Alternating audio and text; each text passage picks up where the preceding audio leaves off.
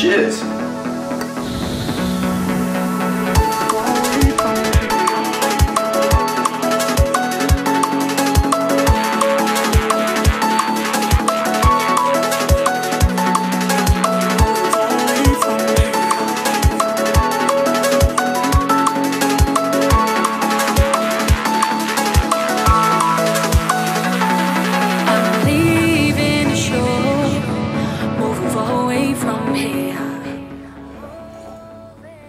Well, good morning everybody. Welcome to today's video. So this video is going to be about my morning routine and why it is so.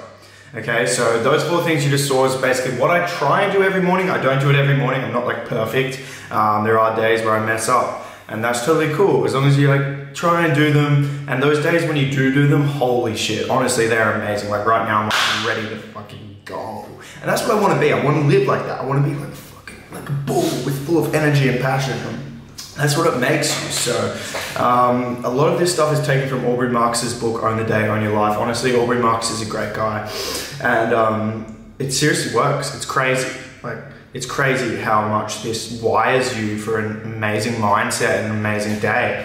So firstly, let's start with the first thing that you saw in the video, which was the lemon, the apple cider vinegar, and the pink Himalayan salt in that drink, okay? So that is one salty sour drink, I tell you that much, but I tell you what it also is, it's one awesome way to start your day, okay? Actually, before I even get into that, I'm just gonna say, your morning starts the night before. You have to have a good night's sleep. Ideally, you wanna have like 8 hours sleep of really good sleep. Obviously, if you don't have good sleep, then you're not gonna have good energy for the following day, and that's kind of what this is all about. And I'm a hypocrite because last night I was not home and I had like 4 hours sleep. So yeah, but normally I have more sleep. Anyway, yeah, so that drink, it's a salty sour drink, but it's so beneficial because when you sleep, you become dehydrated, right? You don't drink all night. And then, so when you wake up, you really need to hydrate. So that's why you have the water, you hydrate. So I also scull some water on top of that drink. But you really need to hydrate. So you have the water.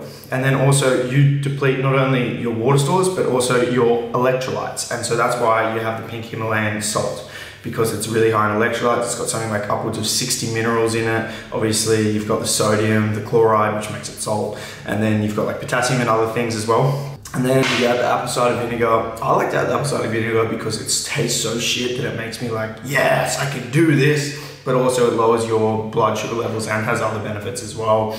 Again, I'm not a nutritionist. This is basically just going off like what Aubrey said and other people have said, but you feel it, you feel the benefits yourself. And then I also have the lemon. Lemon obviously has different nutrients and stuff in it, vitamin C, I don't know, all of that kind of stuff. And it makes you feel good too. And again, it's sour, so it's like that little win that you're like, I'm drinking this and I'm not even squirming. And then after that, the next thing is you gotta get some light exposure, right? So it's all about circadian rhythm. Like if you're struggling with sleep, you know I said it starts with sleep. Well, the best way to have a good night's sleep is to start your morning with light exposure, because you have to, the body, like naturally we were outside in the morning. We weren't just like sitting around. So you got to get that light exposure to tell yourself like it's the morning, to tell your biological clock it's the morning. We have different like hormones and things that are regulated around our circadian rhythm and how we structure, right? So we have cortisol, which naturally jacks up in the morning, which is going to wake you up. So once your circadian rhythm and everything starts to get out of whack, all your hormones start to get out of whack, and then you get fucked up and you can't optimize your life, you can't optimize your physique or anything like that. So light exposure is a really good one. Just go for a walk, or if you live near the beach, go for a walk down to the beach and go for a swim, because the next big thing is cold exposure, which is like priming you for the day. It's almost like that sour thing again. It's like, it's fucking cold in the ocean right now, right? But I swam in that bitch and I was fucking loving it. And as soon as you put your head under it, you're like, oh, I'm alive, you know? All your senses are just totally entangled in that one moment of, fuck, it's cold, you know? You're not thinking about anything else, and it's amazing, and it wakes you up. And the fact that, trust me, your body's gonna say, I don't wanna go in the water. Like, if you're gonna have a cold shower, you can either have a cold shower for like 30 seconds to a minute, or you go in the ocean if you live near the ocean and you're lucky enough for that. And honestly, your body is going to tell you, your mind is going to tell you everything possibly to say no, because your mind wants you to be comfortable. That's how the human is designed. We're designed to survive. That's how basically all of our biological features, all the way we live is all about just longevity, right? So you're going to try and come up with reasons not to, but once you do it and you overcome those reasons not to, it's like in so many things with life, you feel amazing afterwards. So honestly, like that, when I come out of the ocean and I know I've done that, I'm just like, wow, like fuck yeah. Another reason I like to do it is really early in the morning. It's really cold and everyone's looking at me like, you're a fucking psychopath. And I love that. I love being a fucking psychopath. I want to be a psychopath. I want to be extraordinary. I don't want to be ordinary. I don't want to be mediocre. So I want to be doing things that like push the boundaries. So yeah, so you get the light exposure, the cold exposure, you hydrate. And then for me, my next thing is writing my goals. So you would have seen me just writing the end notes. It was really hard because I was trying like to not block the camera, but anyway. Writing my goals has honestly changed my life. I've talked about this in like a video like a year ago, and honestly, since I started writing daily goals and weekly goals, which was probably 3 or 4 years ago, everything changed, right? Because it makes each day, you have something to do each day to make you better, right? You write down, you actually, and all of those days stack up, literally. I do it every day, 365 days a fucking year. If you're doing something every day that's making you productive, right? And you're kind of structuring your life with these set goals, these weekly goals, these yearly goals, shit starts to change, man. It's fucking crazy what happens. So writing goals, and I mean, all the other shit aside, writing goals is huge, man. So I like to do it before I go to bed and in the morning, because if I do it before I go to bed, then I'm not thinking about what I'm going to do tomorrow and compromise my sleep, and then in the morning I like to do it again. And I fucking love ticking those goals off. I'm addicted to dopamine, man, and it's fucking sick every time you're like, yes, yes, yes. You want to set yourself up so you feel like a fucking boss. You want to feel like a badass. You want to fucking kill your fucking life, you know? That's what I want to do anyway. So yeah, writing goals, that's the next thing. And then my next part is supercharging, right? So I don't have my coffee first thing because my cortisol is naturally elevated in the morning. It naturally wakes me up because my circadian rhythm and everything's in track. And what happens when you drink coffee is you raise your cortisol. So I don't have my cortisol first thing in the morning. So I wait, and then I have it once I'm writing my goals and I'm ready to about to do my work.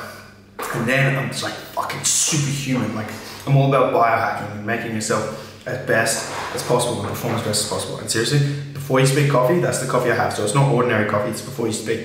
It's fucking amazing, man. It makes me like fucking wired, like crazy man who can just do heaps of work, and I just feel amazing, and it tastes so good and it's so epic. So yeah, you can try that using my code Riley10, which I would love if you did that because then you support me. But the reason why it's so damn good, it's not just regular coffee, right? It's infused with superfoods, okay? So it's got like MCT powder in it, it's got like green tea extract, Siberian ginseng, turmeric, black pepper, and some of the things that these minerals that I just listed do is, first they lower your cortisol actually. So coffee's obviously jacking your cortisol up, so those minerals can help lower your cortisol. Also, they're anti-inflammatory, and inflammation is so highly correlated with like basically all physiological diseases out there. So if you're able to minimize the inflammation, minimize the jacking of cortisol that happens from the coffee, then it's like fucking epic and it tastes so damn good. So that's why I have my before you speak coffee, and that's really wiring me for like a sick day. So that's like my tips for hacking your day, right? So you have that drink, the morning mineral cocktail that Aubrey Marks likes to call it, and then you get some light exposure, and then you get some cold exposure, and then you have it before you speak coffee, and you write your goals, and then you prime yourself by watching something of positive influence, which for me is this video or another motivational video, whether it be Greg Plitt or something like that. Greg Plitt's fucking OG boss.